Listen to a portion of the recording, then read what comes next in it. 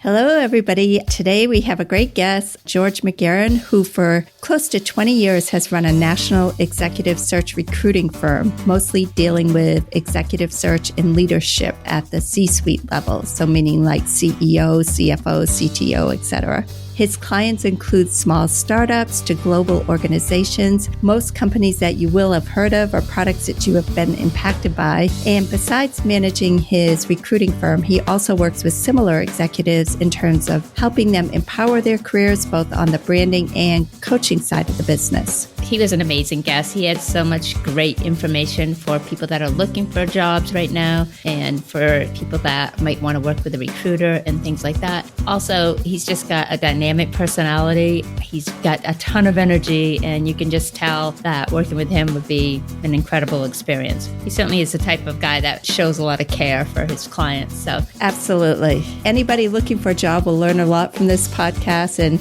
as Bobbie said, George is just a really great guy. So you'll enjoy his interview, we hope. Yeah, definitely. All right, let's get to the podcast. Let's do it. Welcome, George McGehrin, to All Things College and Career. Thanks for doing the podcast today. Meg and Bobbie, it's good to catch up with you. And I love the energy from both of you. It's charismatic. It's contagious. So thanks for that. Oh, yeah. Awesome. Well, we appreciate that. And definitely. I think must be a sister thing, right? You know. But anyway, so hey, where are we talking to you from today?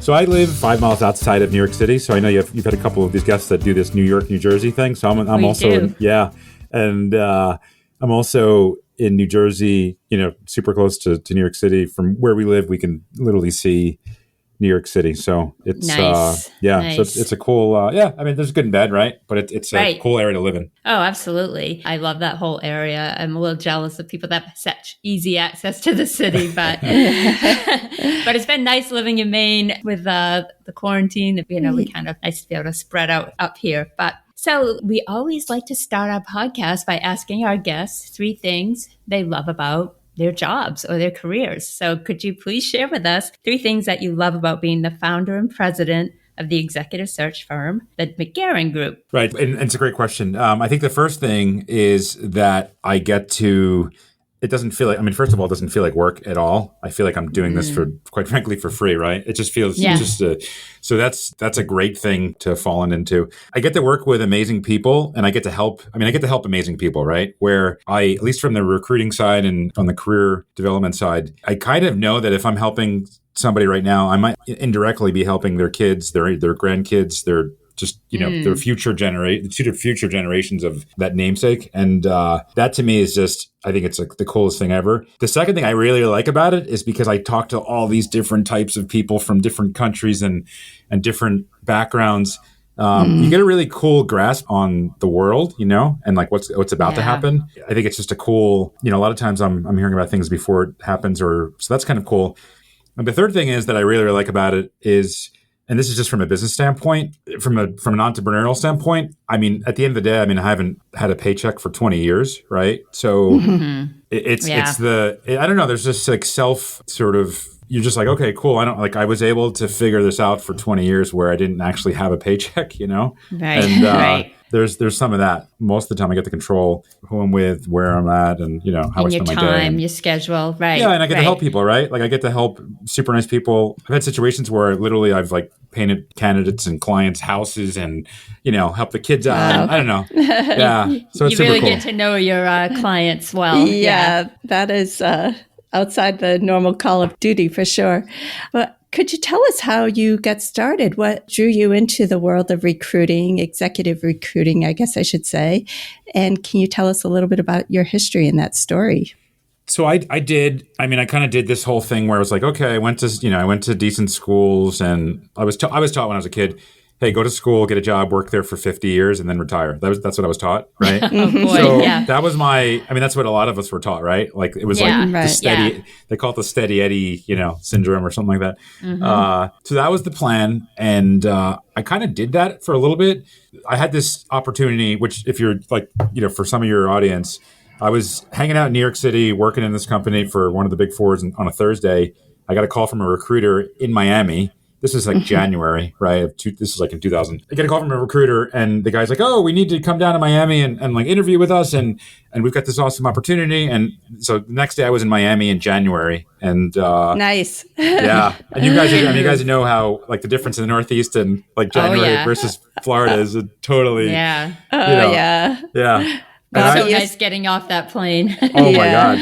You're like, wow, and Whoa. it's this like super clear, crisp, it's just like this. Yeah. Like, what am I doing in the Northeast? Right, exactly. Right. You're like, this is how people live? Like, wow. And, yeah. So that was exactly kind of, I was like, whoa, this is a cool thing. They're like, listen, we're going to offer you a job. It was like $30,000 or $40,000 more than I was making. Right. And I was like, whoa, this is nuts.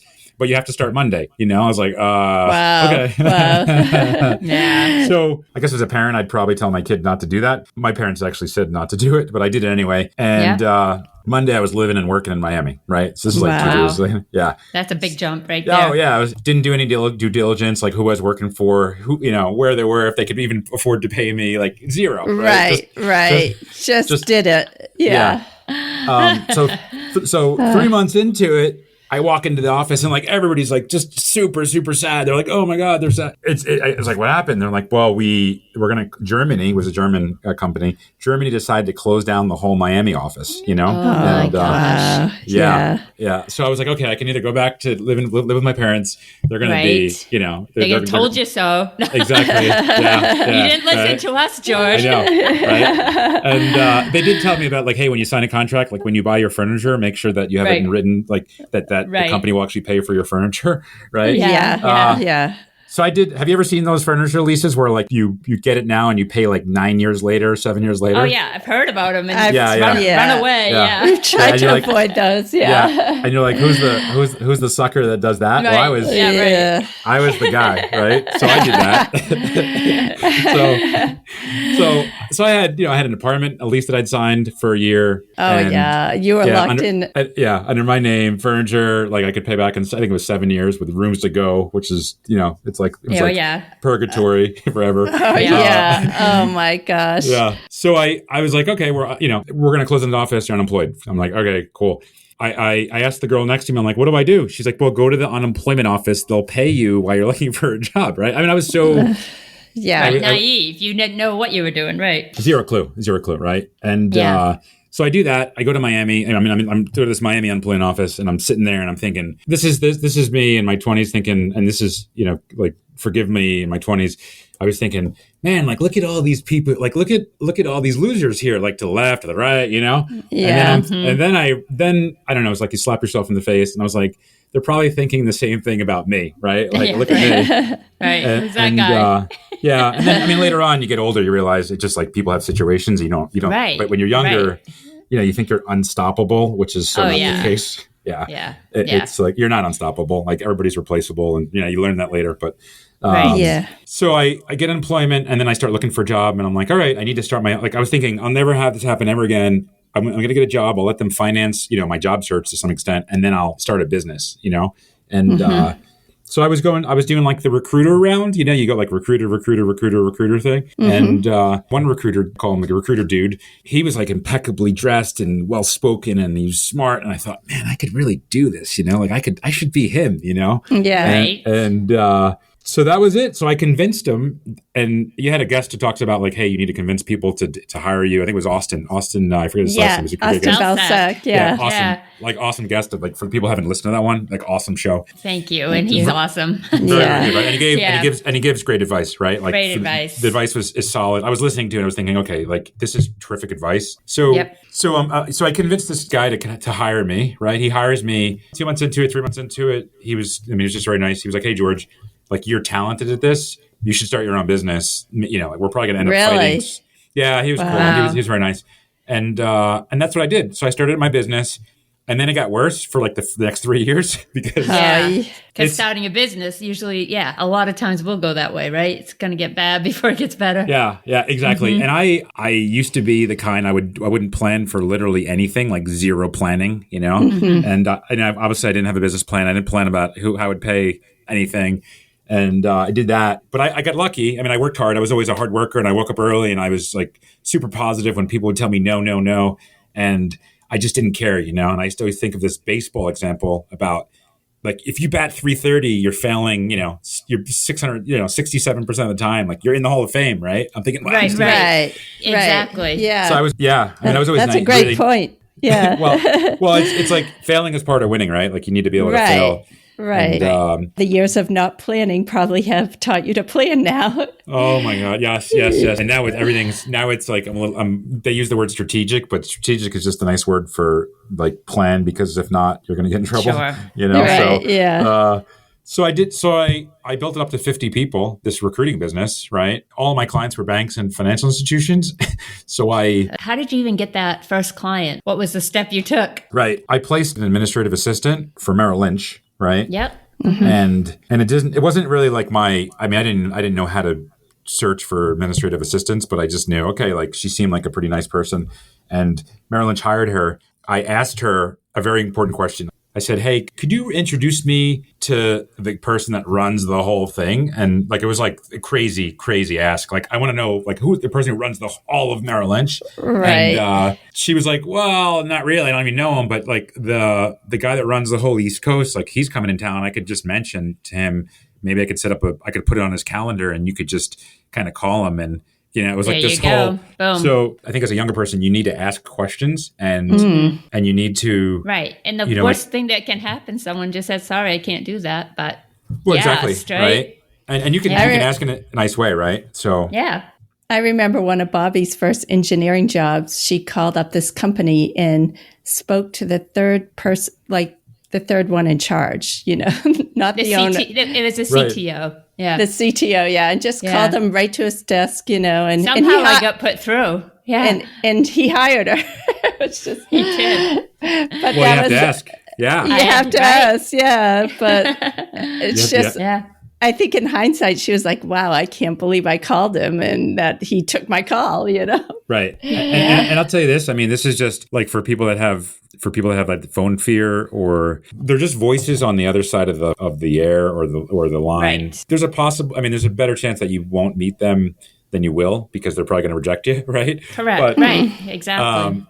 But they're just voices, like it's like having a voice in your head to some extent. So you kind of have to minimize, the rejection piece of it. But every time you get rejected, you're one time closer to getting accepted, right? So it's right. Given the baseball analogy, that's one of your right. So I was lucky, and I built up my business from that. My business today, I think I mentioned the recruiting piece does 8 figures. I still today, everybody that we work with or I talk to as a practice, I literally ask, hey, like, who else do you know that I should be talking to? Right. Who do you know? And it's an easy, it's a free, it takes 5 seconds to ask that question, and that 5 seconds can literally produce, wonderful results, right? So, so I built up a business literally by asking a referral. Just asking. And I don't know, I was just curious, right? I was curious about people. But I built it up to 50, and then all my clients were like banks and financial institutions. And then 2009, like, all the banks went out of business. Right? Oh, so, yeah. Like, yeah. Yeah. So I was back to zero, So, wow. So I was back to and I hadn't, so to be fair, for the 9 years, I hadn't planned very well. I hadn't saved very well. I hadn't, it was a disaster. So I had to start again. And, I built it up, and, now the model we have now is extremely strong, more profitable. And probably more diverse, not just banks, right? Exactly. Something like that. Yeah. Exactly. But there's a lot of techniques that I used when I was younger that I still use today that have taken me from making like $50,000 a year to like much, much more. Right. So it's, which I think are useful. When I was younger, I wish I knew, probably what you know now. Yeah. Oh my God. Yeah. Yeah. Like if you were 21, what would you do again? Right. Well, so that's kind of my story. The thing about it is 21-year-old, they're not thinking in terms of getting help in this direction. They're thinking, just going out and getting a job, not necessarily creating a brand and doing it strategically. Well, right. And they have different responsibilities as well. Like their biggest, like what is their, they have to pay school, they have to pay maybe a car, right? Yeah. It's not really a life or death situation, right? Like you're not feeding pressing. Anyone. Right. Yeah. No children or house, no mortgage to pay. Insurance is like is a side thought. Right. Yeah. Like and like even dental, like there's really no dental issues. Like most people have dental issues that you really don't have any of these. Your biggest problem is to pay maybe your cell phone some hanging out money. Student loans, maybe, but, your car. But right. Nothing like the burdens you might accrue later. Right. All right. So as a recruiter, let's get into what you think are some of the best job seeking tips. Obviously right now, as we're recording this, we're kind of eking out of the pandemic in the sense that people are going back to work, things are opening up, but I know a lot of people are unemployed and out of work. So if you could give us some tips, I know resumes and LinkedIn and things of that nature, networking tips, but what could you share with our listeners? So there's probably three things that I could say that and these are tips that are useful for pretty much the whole sort of period of your career. And these are the same tips. I mean, like we're dealing with people that are running these large, just gigantic global companies, and the tips actually apply to them as well as as somebody coming out of school, right? So there's one thing, and I don't know if folks know this, but if you apply to a job online, I think statistically, there's a 2% response rate of actual, I don't know if you knew that. Sounds about right. Yep. So on the other side, if there's an 80% chance that you'll find your first role, your second role, your third role from 6 degrees of separation, right? So like if you have a choice, you need to think about the 80% piece of it.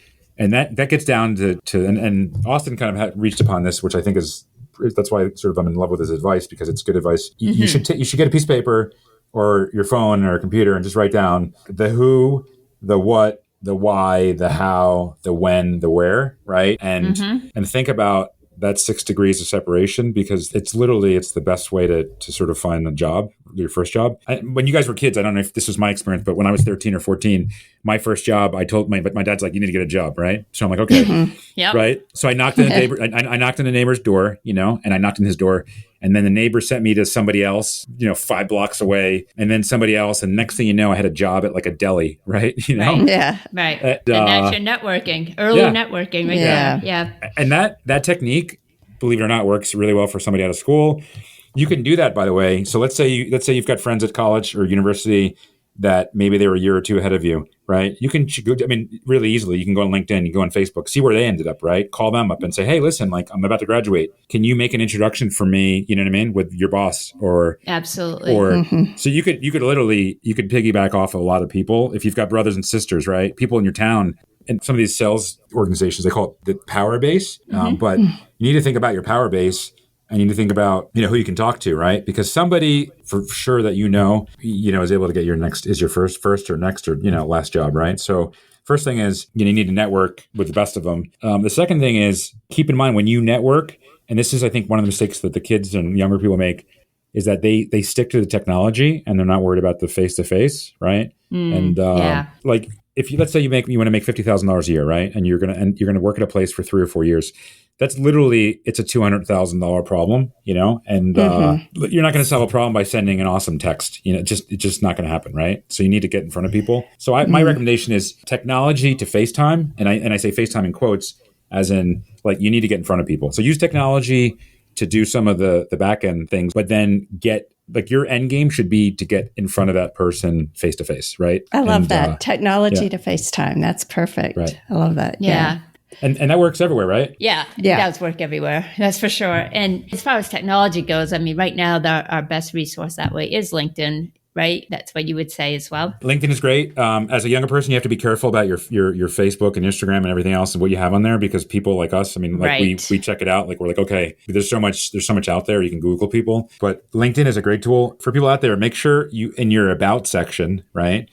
You put your phone number or even an email. Right? Yeah. So here's the problem with LinkedIn. If your first connections with somebody, then you have access to and they have access to your phone number and your email, right? If you're not a first connection, then they have to go through this whole long process of like how to figure out how to contact you. The about section, which is as soon as you see the picture, right? So the picture of LinkedIn, and that's the whole world can see that. So you've got 7 billion people can see that. That's a really good tip. That's that's a LinkedIn tip I have not heard, and I really like that. Yeah, you've got to make yourself as easy to be contacted by recruiters as possible if you're looking for a position. Makes great sense, because otherwise they're just going to move right on to the next person. They're not going to waste their time if it's too hard to get in touch with you. Well, it just, like today's a Thursday, right? So maybe I get to talk to Meg and Bobbie as candidates, and then maybe I reached out to, I don't know, to Michael, but I'm trying to figure out how to get to Michael, right? And I get to Michael on next Thursday. By then, I've already figured out my first couple batch of candidates that I might show, let's say the client or that we're going to interview, right? So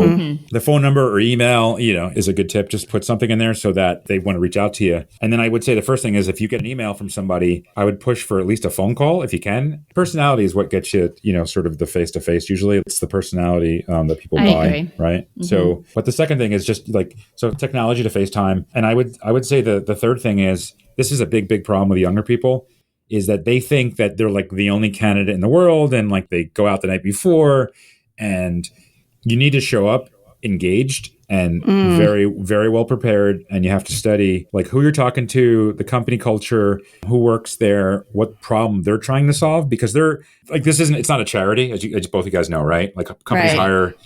And sometimes as a younger person, and when I was younger, I just thought everything was like a charity, right? Where it's like, I'll just walk in and they need to talk to me, and they just need to hire 10 people, and how much does it pay? And right. I'm here, you're welcome. Exactly.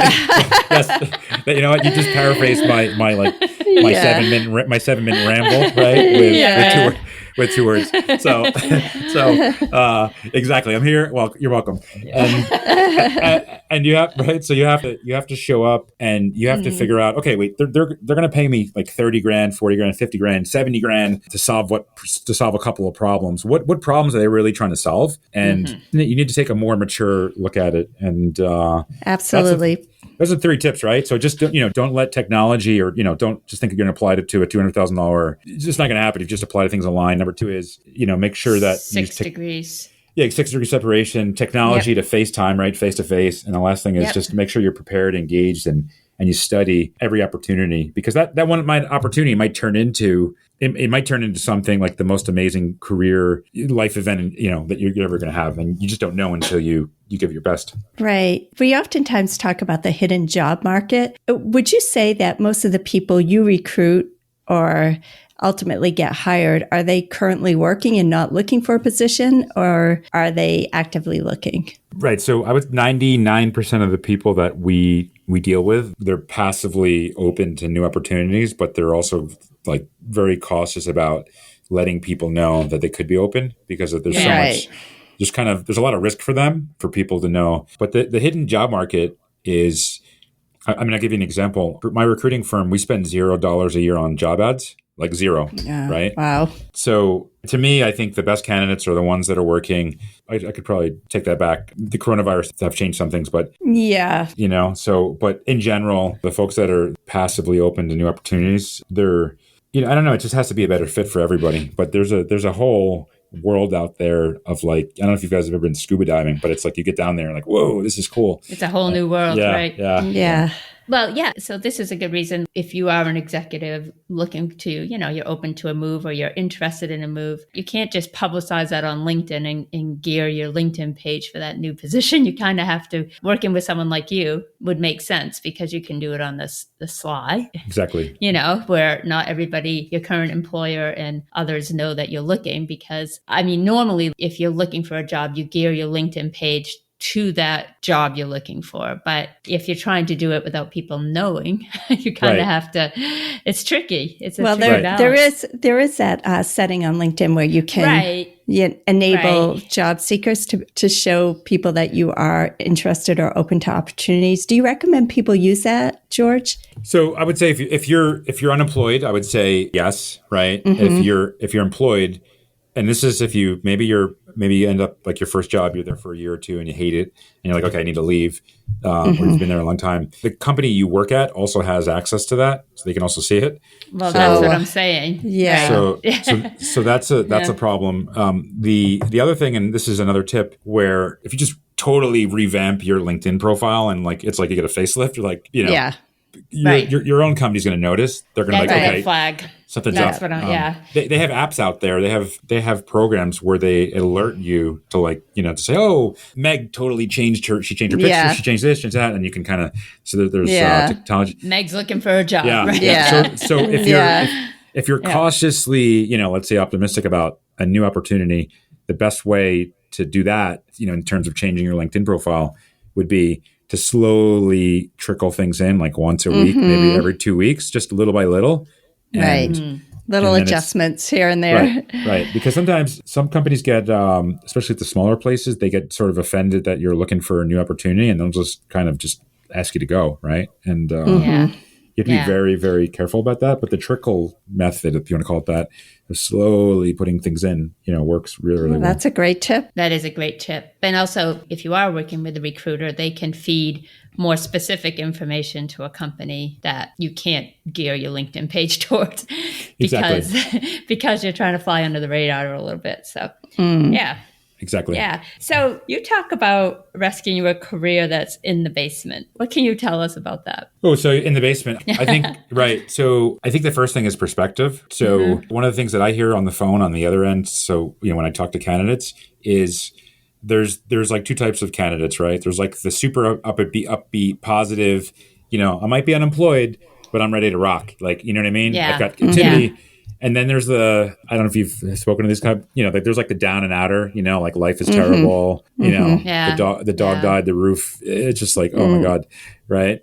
And I think you have to be very careful as a candidate with some of the stress level that's in, like unemployed, the stress level that's in, you have to be very careful how you admit that to the rest of the world when things aren't going well, because they indirectly they feed off of that energy. And is it kind of a red flag? Like, oh, I don't know if this would make a good candidate. Like they might be bringing too much negative energy. Sometimes, yeah. I mean, it is. And your first impression is sometimes not the best. And it's just like, it's perception sometimes is reality. And, do you guys want to share the story? What happened this when we just started our podcast? Do you want to share that story about me? Yeah, if you want to talk about it? Absolutely. Yeah. Go for it. Yeah. So we get on today, right? And I'm supposed to. And there's by the way, your instructions were pretty much fail-proof, right?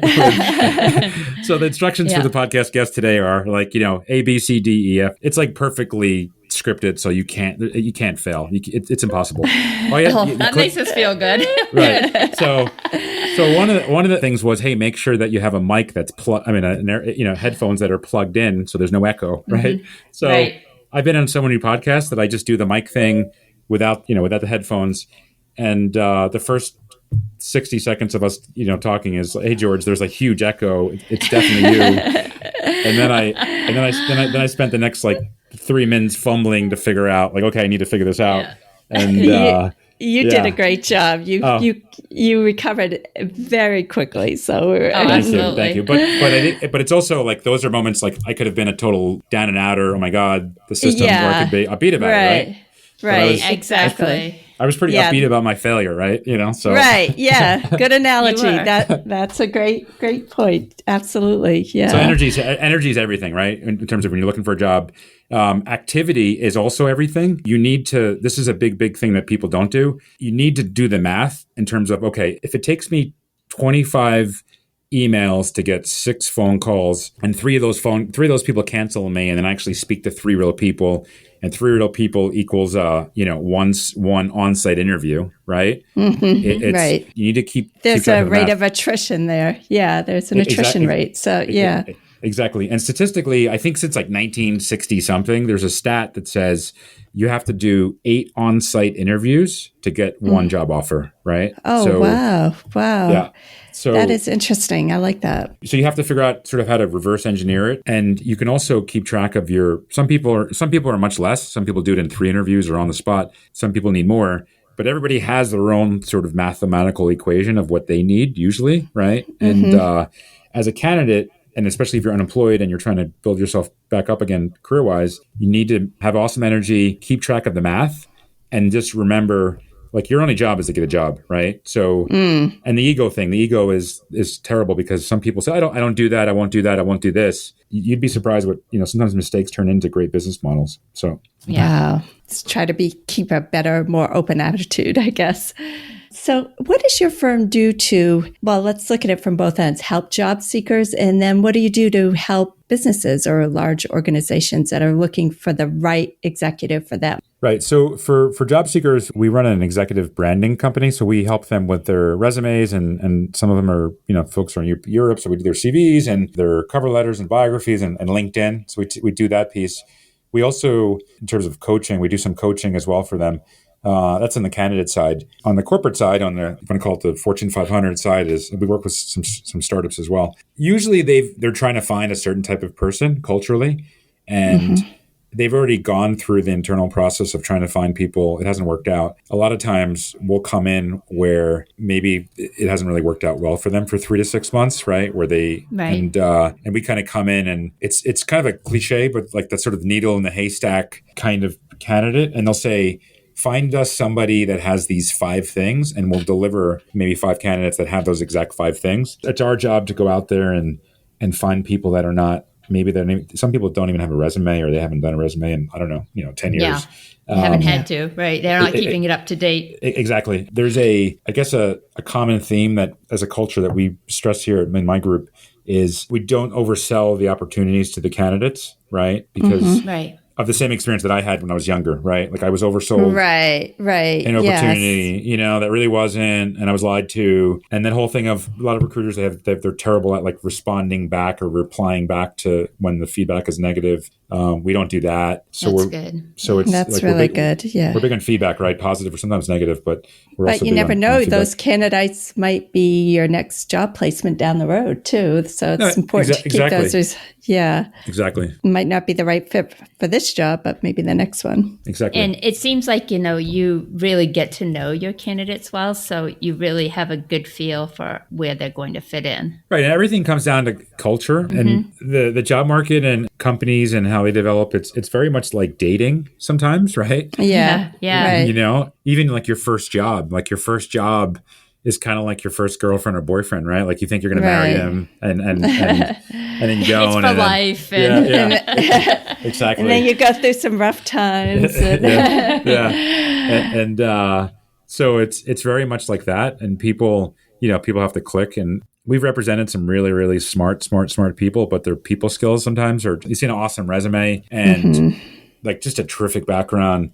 And then you kind of talk to them, and then you realize, okay, why has this person been unemployed for 6 months or 9 months? And you realize a lot of times it's personality, and it's very similar to dating or relationships or anything else, right? And that's a big thing with what we try to, when we match companies with candidates and vice versa, we try to match the culture fit almost more importantly than the skill set, right? Right. That makes a lot of sense. I'm sure the higher the position, the more that is at stake and the more financial investment. So just the more pressure to get the best fit. Right. And they're very careful. I mean, they're very careful who they hire. My experience has always been, I think when I was younger, I was always afraid of like the person that ran the company, and I've realized that they're usually, like for the organization, they're usually the nicest person there, a lot of times, right? Yeah. And they're just real people. Did you see that? I don't know if you saw today on the news or yesterday, it was about the American Airlines CEO who was flying Southwest, and he was talking to the airline hostess. I don't know if you had seen that today, but I did not see it. Tell us about it. So he was on a flight, and because of the whole, sort of the situation we've got now, right, with George Floyd, right? I mean, like the whole country's in, and just so he was on a flight, and there was I guess an airline stewardess who, for Southwest, who was kind of like a little bummed out. She's African American, and they just had this conversation, like this very deep conversation about what's going on, and he introduced himself. He's like, "Oh, I'm the." He was reading a book about some of this, and he said, "Oh, I'm the CEO of American Airlines." She was like so shocked that she got to meet this guy, and he later on, he was like, "It's one thing to read a book; it's another thing to meet an amazing person. That this is the way we all should be." And like some of these great leaders, and they're such nice people, and they have hearts of gold, right? So that's one thing I've learned dealing with some of the really, and I've dealt with people that are literally, famous, right? And they're just super nice. So the moral of that story is don't be, worked up over meeting someone like that. They're intimidated. Don't be intimidated, right? Yeah, 100%. And they're usually... They're so used to the other piece of that, like where people are kind of kissing their, it's like I'm sure they love. Really nice people. He loved to engage in a conversation where someone didn't know who he was, so it wasn't preempted with other things, So I love that. And I guess the other moral of that story is there are some good things coming out of all of this. It's just terrible what's going on, but we need to be better. We need to do better. When you bring prospective candidates that you're looking to place in a job, I assume you bring more than one. You bring maybe 3 or 4 or whatever you bring. Right. So how does that work? Do they ask you who do you really recommend, or do you just say, I think all 5 of these or all 4 of these or whatever would make a great candidate? Right. And so they do actually. It's a great question. Like, who do you like? They'll say, who do you like? Right. They will actually. Yeah. Who do you like? Who do you like? That would. Yeah. I would ask that in their position. So. Exactly. Right. Yeah. It's like your sister says, "Hey, I've got 3 guys for you to meet." And what would you say? You say, "Who do you like best?" Yeah. Right. Yeah. Exactly. Yeah. Like, all right. Let's get the rundown. Yeah. Exactly. And then she give it the pros and cons, right? And Right. Yeah. Right. It's kind of like that. I mean, it's very similar. What I've noticed though is that usually the best candidate on paper doesn't get hired. It's usually the most enthusiastic, the most engaged, the one that has the best follow-up skills. It's the one that just does their homework. That's usually, so it's, it's kind of a lesson, right? Like you don't have to be the best candidate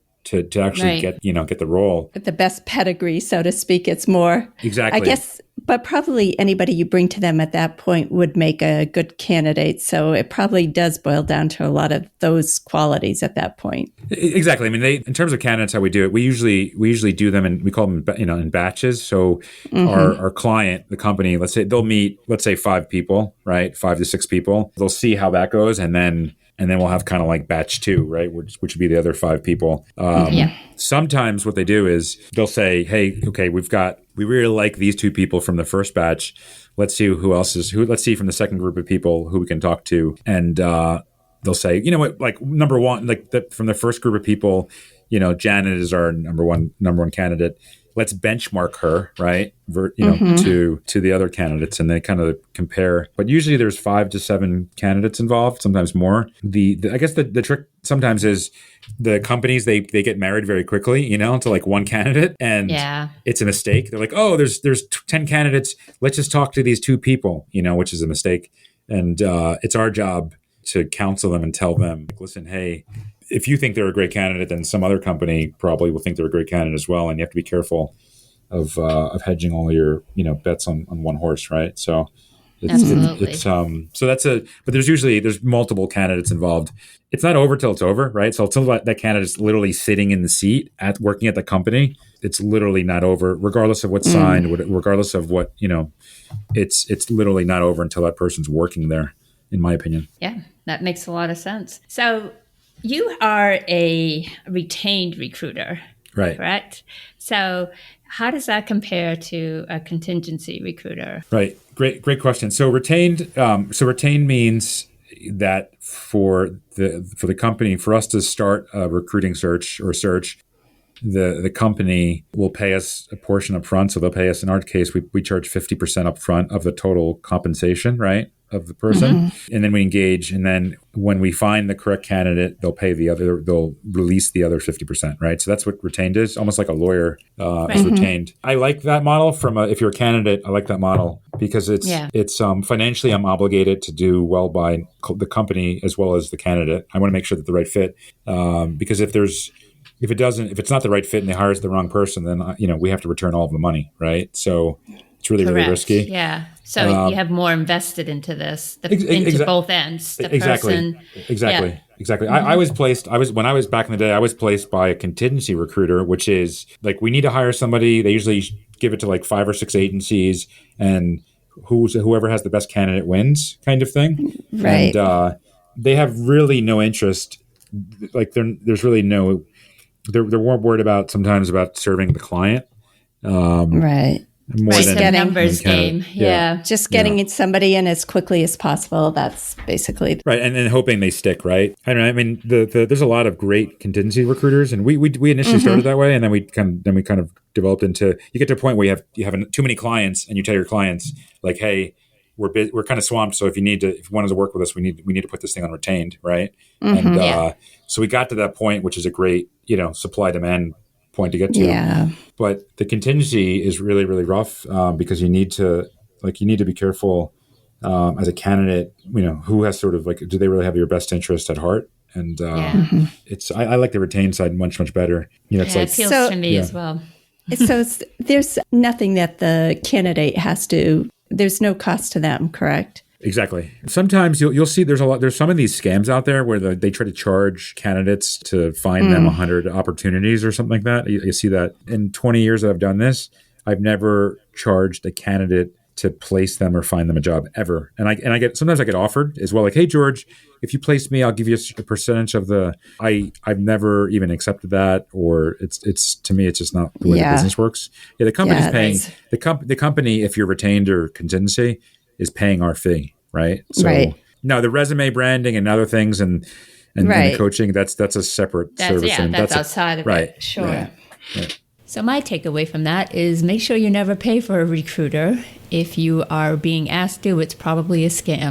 Right. So as you know, we like to talk about college as well as career on this podcast. And you attended Seton Hall and Oxford University. Right. So if you could tell us a little bit about each of those experiences and maybe, I don't know, what kind of student might fit in well there and how you think it helped you in your career. That's a great question. So I did undergrad at Seton Hall. I studied finance. I do zero finance right now, right? So it's not right. I happen to like finance and accounting, which I don't know why. I mean, I liked it in theory, and then I got a job, and I was like, oh my god, this is so boring. Like, get me out of this. Right. So I did that. The school, it's a big East school. Lots of, I think it's changed a little bit now, but back then it was a lot of blue collar sort of kids that were either first generation or second generation. Like they were just going to school and it was their first time. And that was kind of the makeup. It was a lot of kids who had a good work ethic. They just didn't have it was the first time. They might have been the first person in their family going to university, right? So that was the, now I think it's a little different. Now I think it's a little more expensive and it might be a different type of student, but that was the type of people that I went to school with. So Oxford, I did economics. Oxford was a crazy, just out of the world, like it was just a different experience. Altogether, yeah. Oh, yeah. And it was the first time I had never traveled. I had never been out of the country. I think I'd been to like 6 states. Wow. Yeah. And I mean, I was so ignorant of how things worked and the world. But I realized how small the world was, like just by living there. And I realized, I think when I was a younger kid, I think I had this complex of like, maybe there's so many people that are smarter and brighter and everything else than me, right? I mean, I don't sometimes you get to that. And then I got to this Oxford place and I was like, okay, well, they're not any different than I am, right? Like I'm just some kid from the Northeast. Like my grandfather, my mom's side never got past the 6th grade. The other side was a truck driver, you know what I mean? So Oxford's a very classist place where one of my best friends there was, the family owned part of Guinness, right? The other, not a bad company. Yeah. There, my other friend, this is my other friend. His wife just ran for prime minister this year. And, wow. Yeah. So, and she was kind of the tag along girlfriend, wow. Yeah. Yeah. And he was my drinking buddy and, she would show up from London and then so that's so cool. It's just a different world. Right. And, right. Interestingly enough, you're our third guest on this podcast that has been to Oxford. So oh, wow. Yeah. It's just, it's kind of a small world in all things college and career here. Yeah. Well, I can tell you, man, if you can do like, this is just as an experience, there's so many great cities in the world. If you can figure out a way to go study in some other place, it's an amazing. I've got 2 kids, a 9 and a 5-year-old, and I'm pretty sure that I'm going to send both my kids to Europe to go to university instead of here in the States, and just because of the experience. Oh yeah, it's terrific. I mean, you just your concept of the world is just different. So that was kind of the takeaway that I got from living and hanging out in England.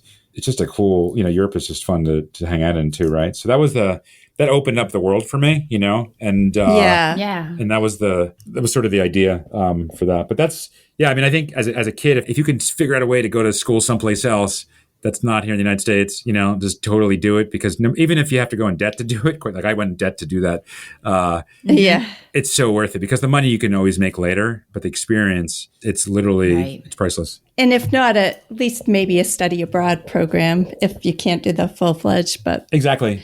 Well, the study abroads are easy, right? Because it connects with the school, and then you pay the school, and the loans are tied together. It's an easy thing. They're awesome. Yeah, awesome experiences. But just one other brief thing I want to bring up before we wrap this up. So we understand you're an ultra runner. You've done a 50-miler. What can you tell us about that? Oh my God. It was, I started getting to running when I was I started to do running. I was like, okay, cool. I did a 10K, then I did a half marathon, and then I got in this running group, and I went from the 21K to the 80K, which is like 50 milers without ever doing a marathon. Right. And wow. It was based on somebody saying, it was a group of runners who were marathon runners saying like, hey, that's crazy. You should run a marathon before you run an ultra marathon. I don't know. I just thought, well, they really don't have any experience running an ultra. I should try it. Worst case scenario. I hit the you drop out, yeah, or at least I hit the marathon distance, right? Like even if I drop out, at least I did the marathon, right? This is interesting. You train for I trained for like a year and a half for this thing, and I bet, yeah, and I've run more ultra marathons now than I've run marathons I've been doing this for like 10 years now, the running thing. Good for you. So, but you learn more about yourself than the distance that you're going to run. So that to me. It could be yoga, it could be weights, it could be, I don't know, it could be just going up and talking to a stranger, right? Like it could be anything that you have these fears in life, and you always learn more about yourself. Like you think you're going to learn one thing and you learn something totally different, right? And that to me is kind of what I learned about running. I thought I was going to learn how to run 50 miles, and I finished learning like, hey, like I'm pretty resilient, I'm pretty, I can do things that I don't want to do sometimes, and that was for me to take away for that, and that's why I like running, at the end of the day. Yeah, it seems like a really fun culture of environment. I was just going to say, it's like it's the cool. People that do ultras are drinker. Yeah. During events we drink beer. I mean, it's it's like an eating contest, and you run as well because it's so long that you need to eat.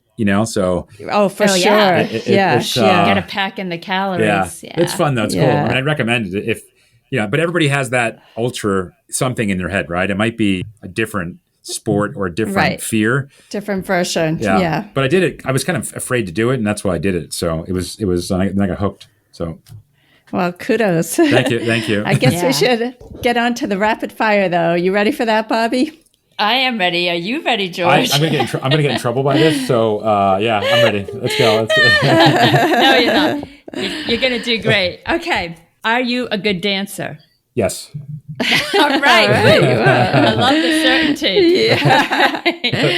I mean, our family loves to dance. So I'm not sure any of us could classify ourselves as good dancers, but we do. Well, I lived in Miami for like 7-8 years, so you learn really quickly. Yeah. So you learn really quickly. Yeah. Good for you. Well, we're gonna need to see a video of that, please. Yeah. All right. Favorite pizza topping? Ooh, I love mushrooms on my pizza. Just mushrooms, yeah. All right. Wow, straight mushrooms. All right, I like it. Did you play a sport in high school? And if so, what was it? I did. I played basketball. And I played baseball. And I played both actually. And I was fascinated by just, I don't know, I used to run a lot as well too. Officially I played basketball and baseball. Good for you. So were you any good? I guess, yeah, I come from the baseball town I was in, I think there was like 6 or 7 people made it to the major leagues, right? So I played with a lot of these kids that made it to the major leagues. And I was always, on these all-star teams and traveling teams. And I was always, starting in you were good. You were good. Well, I mean, I think I was. You didn't get recruited, but I was actually. So this is interesting. I had a chance to play Division III basketball, but the problem is I'm like 5'9", 5'9.5", so I'm kind of sure I was always. It just wasn't. Right. And I had a chance to play Division III basketball, and I decided not to, just because I thought my education was going to be worth way more than just to go to school that maybe I didn't want to go to. So I was good enough to possibly get a scholarship to play, at some of these Division II, Division III schools, right? So there you go. That's something. Yeah. I forgot about that. Yeah. All right. The most used app on your phone. It's super simple. I use WhatsApp. Like you can't believe. WhatsApp. Well, that's because you have European clients, and you probably have a lot of friends in Europe too. Exactly. From going to Oxford. Yeah. Okay. First thing you notice about a person. Their smile. Me too. I always say that. It's the smile. That's what gets me. All right. Would you bungee jump? I've done it actually. Yes. Yeah. So here's a story. I'm actually when the COVID-19 thing kind of frees up, I'm actually taking when I was at Oxford, I learned how to fly plane gliders, right? Yeah. And, Wow.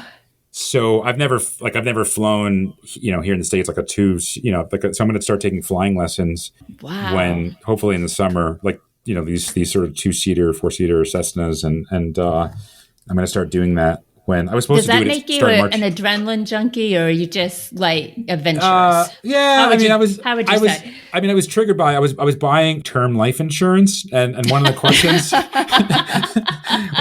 one of the questions they had asked was like, have you flown, or are you going to fly a plane in the next whatever so many days? And I answered no, and I thought, man, that's a great idea. And Oh gosh, I got home. Too funny. Yeah, and I got home and I told my wife, I'm like, this is a great idea. She's like, that's a terrible idea. It's a great idea. And then I had to go to Miami, literally on a flight. I'm waiting, and I'm thinking, why am I waiting in these lines? Like I should just fly myself. And so I've got this bug that I'm totally doing it. Like when we talk in a year, like it's 100%. I'm getting this thing done, right? Yeah, we're gonna have to to check back with you for sure. He'll just drop you a line. How's that going? Awesome. Okay, all right. What is the worst style choice you've ever made? Like clothing wise? Sure. I think it was haircuts. When I was like 13, 14, 15, there was haircuts. It was just. Did you have a bowl cut, or what'd you get? What'd you have? I don't know. It was just like super. It was like it was like very. It wasn't crew cutty, but it was like military. I guess militaristic. Is that a word even? Yeah, sure. Yeah. I had that, and then when I was younger, I think I used to roll up the jeans, if I remember that properly. I don't remember. Oh that. yeah, you tied around the ankle. Yeah, I used to do that. Yeah, that was. Yeah. It was terrible. I remember that trend. Yeah, that was. It was terrible. I did that. Those are probably the two. I mean, I'm sure. And I'm sure I've got way more. Than that. But that's what I remember. Like the traumatizing part of it, right? Those are good ones right there. Okay, name a chore you hate doing. I hate. Ooh. Yeah, no, I like with a passion. Passion. I hate taking the garbage out. Like, hate it. Wow. Yeah. Like I didn't know what it was gonna. I'm trying to think. All right, what's something really bad? No, it's the garbage. It's like, because I've got 2 kids that I delegate that to now, but oh my God, do I hate that? Like I'm such a garbage taker outer procrastinator, Like it's It starts to accumulate a bit. It's good to know these things about yourself. Yes. Okay. Something on your bucket list. So the pilot thing is on my list. I was going to say that. We kind of answered that. Yeah, I was planning on living in Italy for 2 to 3 months.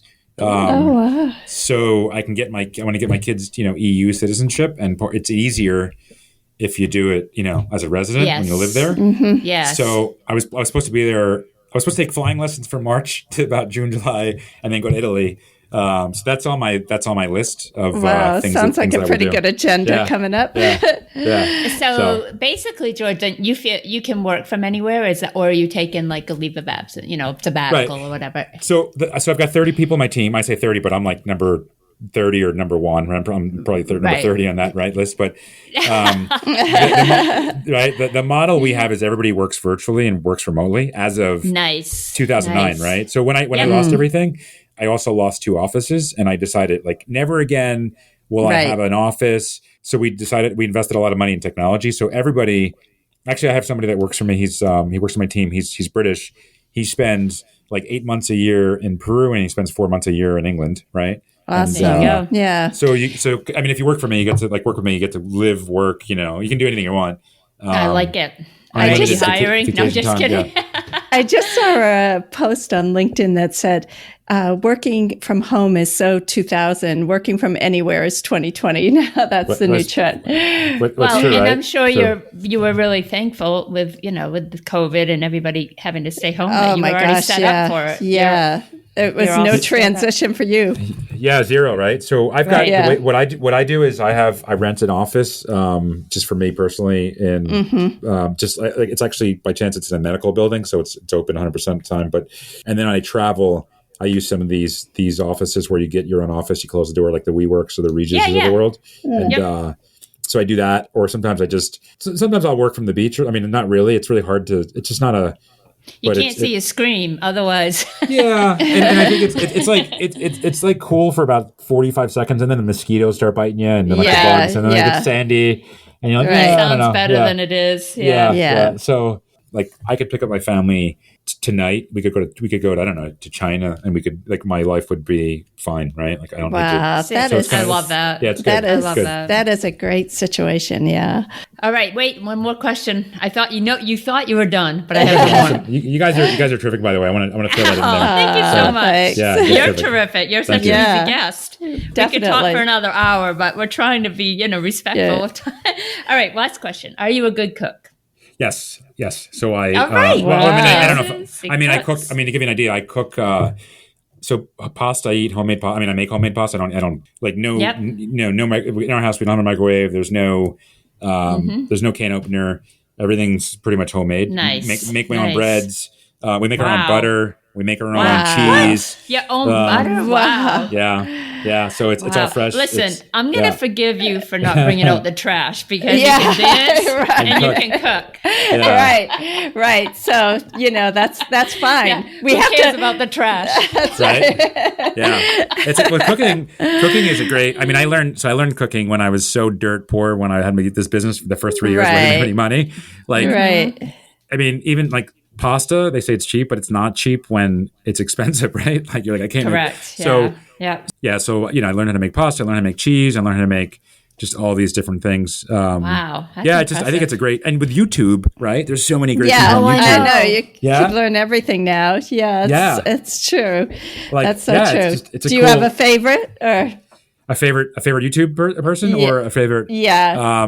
There's a guy. I'm not vegan, but he does really good food. There's a guy called Simnet Nutrition. He does does vegan food, but very clean, healthy. And he's a Canadian. He's fun to watch. We'll have to check it out. Yeah, I think it's Simnet Nutrition. I forget his first name, but he just cooks really clean. I like clean, fresh, like non-processed food, right? So and like both of you guys have been to Europe. I think the interesting thing I used to live in Barcelona, by the way, and the thing I like about Barcelona and Italy and some of these countries is that they've taken like 3 or 4 ingredients and it's like it's so basic and it's just so good. Wow. Right? Yeah. So true. Yeah. That is so true. Yeah. Oh, well, George, it has been wonderful having you on, and we've really learned a lot about what it takes to be an executive recruiter. And you also shared a lot of great job seeking tips with our listeners. So thanks so much for coming on today. Well, sharing all you know. Thank you. And this is just like a tip. I mean, I'm in general always, excited about everything, right? But as a candidate, you need to be excited about opportunities and people you talk to, and that's what, people get. They're drawn to that, right? So if you can, great advice. It's a big tip for a lot of the younger ones out there. Absolutely. Yeah. Well, George, thanks a lot. We had a lot of fun, but real quick before we let you go, tell our listeners how they can get a hold of you. So if you're younger than 40, right, you can send, right. So you can just do Instagram, right, which is it's exec_headhunter. You can send me an invite, just, message, whatever, right? So exec_headhunter. And if you're older than 40, you can use email, right? So, and you can just send an email, right, to George at McGehrin Group, which is McGehrin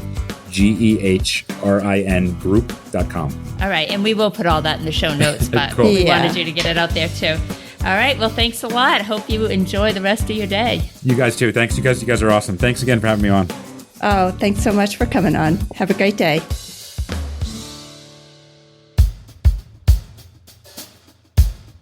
Well, that was a great interview. George did not disappoint. What Definitely not. Yeah, right. I know, right? He's just got a ton of information and I think a lot of good tips for anybody that was listening. Right. It sounds like he runs an amazing business and really dedicated not only to his clients, but to the candidates that he helps to place. And definitely interesting person in terms of running ultras and wanting to learn how to fly. And he cooks and he dances. He's just a very well-rounded. Yeah. So thanks for listening to the podcast today. And if you guys could do us a favor and just take a minute to subscribe and follow us, that would be terrific. Absolutely. We appreciate all of you that take the time to do that. And thanks so much for tuning in today. We really appreciate everybody that listens. Have a great day, everyone. Yeah, we sure do. Have a great day. And this has been an Academic and Career Advising Services production.